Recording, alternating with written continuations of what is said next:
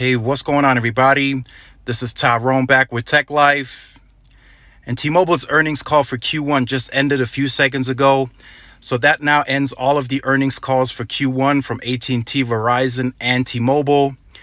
And just like we've seen with AT&T and Verizon, T-Mobile had a drop in numbers and roughly around 50%.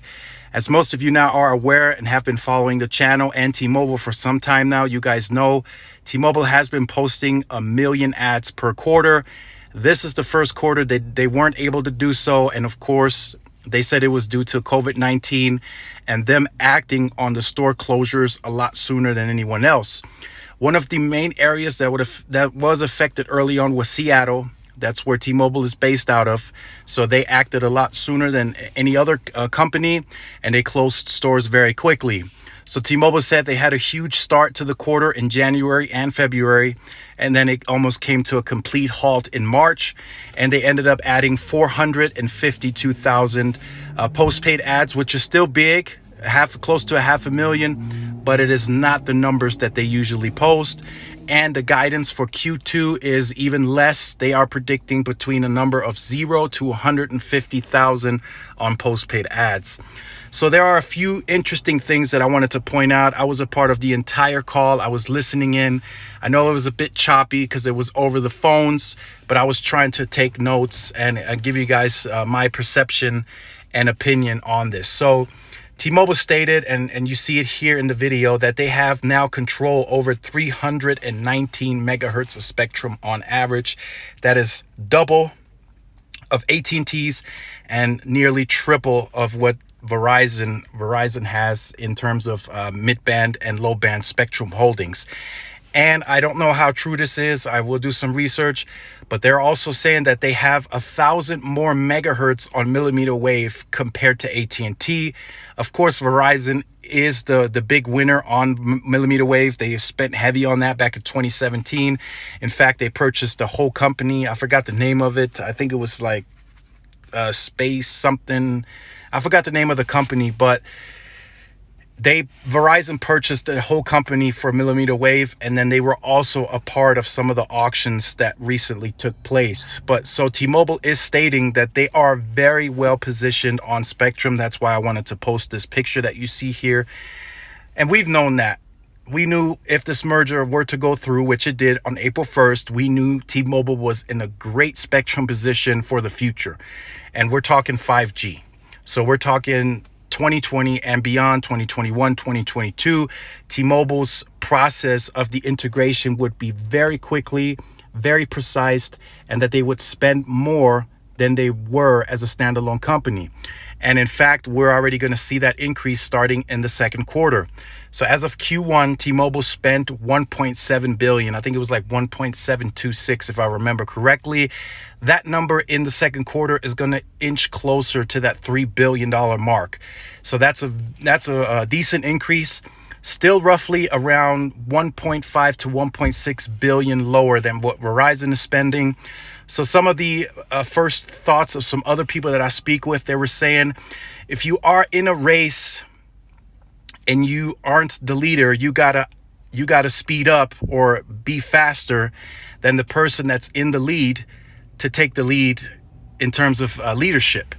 So in this case, in terms of Verizon spending more, in order to surpass Verizon's network leadership, you gotta outspend the leader in that sense.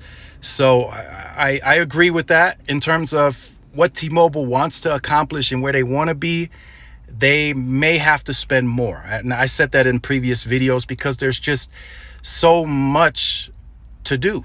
So they stated on the call that they worked ahead of time. I mean, they've had 2 years to plan for this merger. And as the last few months were stacking up, they got more increasingly confident that this merger would go through.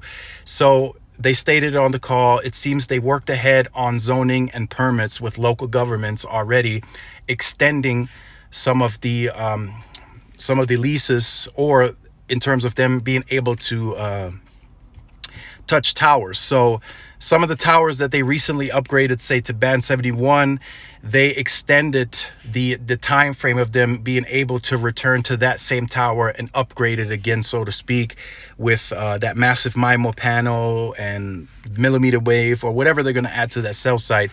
So it was a quick turnaround. Like they stated, Neville Ray stated he was able to surpass Verizon's millimeter wave footprint that's nationwide in 30 days just in Philadelphia. That's how much 2.5 he said he was able to roll out just in 30 days. Now, again, I got to state, they are not going to be able to match the capacity that millimeter wave can do. That, that's just not possible because millimeter wave has such large wideband channels. But coverage-wise, and he also stated that on the call, coverage-wise, Neville said they are better off in terms of coverage with 2.5. I got it. I agree. We will see how aggressive Verizon gets on the millimeter wave deployment and how well the city ordinance play with Verizon in terms of the necessary density that they need to make this millimeter wave work. Verizon stated that they would push millimeter wave panels onto macro sites, but of course that would only make sense if the macro sites are densely together so you can have range. Again, millimeter wave does not reach that far, but if you have the sites within, maybe macro sites within 1,000 feet, 1,500 feet, maybe even 2,000 feet, millimeter wave could work. If it's a clean line of sight, maybe you're not necessarily deep in a building. Maybe you're sitting outside somewhere having a coffee. That millimeter wave connection could work, and it's getting better as we go along. Verizon's reporting better reach. So there are many positives to millimeter wave, but can it do 2-3 miles? Of course not. That's not going to be possible. You're not going to be able to do 2, 3, 4, 5 miles off of a macro on millimeter wave. That's not possible. And again, that's not what it's meant for. But in the same areas, in the densely populated areas where T-Mobile is deploying that 2.5 compared to Verizon deploying millimeter wave, in those same areas, Verizon is going to come out the faster carrier in those areas because millimeter wave can just output much higher theoretical max speeds compared to what 2.5 can do in any case. And of course, Verizon, the leader that they are and the engineers that they have with experience and the higher amounts of money that they're spending, and they just increased it by $5 billion before this COVID-19 situation got really bad. They're going to spend to make it work. So we're talking indoor solutions that's already happening. We're talking as many small cells, C-RANs as needed, working with city permits to see if they can maybe get some restrictions lifted. For instance, in El Paso, the cell site infrastructure have to be 2,500 feet apart. So in some cases, that's not enough. You have to have them closer together, maybe 1,000 feet. So they're working with the city officials to get that lifted from 2,500 to 1,000 feet. And I'm sure they're doing that across the country. We've seen them fight counties and say, hey, look, we need to add this tower here or this small cell here because we need to bring better coverage to this area because phone calls are dropping, speeds aren't as fast. So Verizon is doing that gradually, and they're spending more. So they have more money available to make this happen. And in terms of T-Mobile, of course, they're gonna be able to just go to cell sites now, macros, and throw that 2.5 on there and increase speeds. Neville mentioned at the end of the call he's not very fond of DSS yet, still. He says, but the wealth in spectrum allows them to not have to depend on DSS. They can continue their 5G rollout. So he did say whenever DSS is, well and tested and the trials are over, they are going to incorporate that in their network. But for now, their 5G plans are going to continue as scheduled. So this is very big from the network perspective. Again, the finances and such are still going to have to be worked out. Next quarter is when T-Mobile is going to report as a unified company under the new T-Mobile. This quarter, they kind of still did it separately. If you guys watched my goodbye video for Sprint, they just kind of threw those numbers out there on that day. They didn't have an earnings call or anything like that, but Sprint still gained about 500,000 customers. But here's another interesting take on the numbers. T-Mobile is effectively migrating prepaid to postpaid, which Sprint early on, if you guys remember, they were doing that with Boost Mobile customers. But Sprint is doing that T-Mobile is doing that in kind of a big way. So they lost 128,000 net losses on prepaid, but 115,000 of those were recovered and migrated to postpaid. So that is big that's happening. I'm sure that'll continue happening throughout the quarters. T-Mobile has been working on that. And if you guys have seen Verizon, they're not really structured on prepaid. They kind of really like to deal more with MVNOs. And most of their market share in markets is reliant on postpaid. They don't really have a lot of market share on prepaid in a lot of areas. So, as I said, this is very interesting. This is going to heat up very quickly from a competition standpoint. If, again, I stated it before, I've been speaking with engineers, I've been on conference calls. If Verizon and AT&T feel threatened in any way, let's talk about the enterprise section. The AT&T and Verizon control 90% of that enterprise income.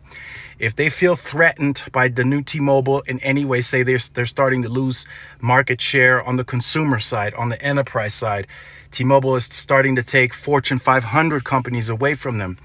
Verizon and AT&T can spend significantly amounts more money to upgrade the network that'll make T-Mobile's head spin. They can increase their capex by 10 billion, 20 billion.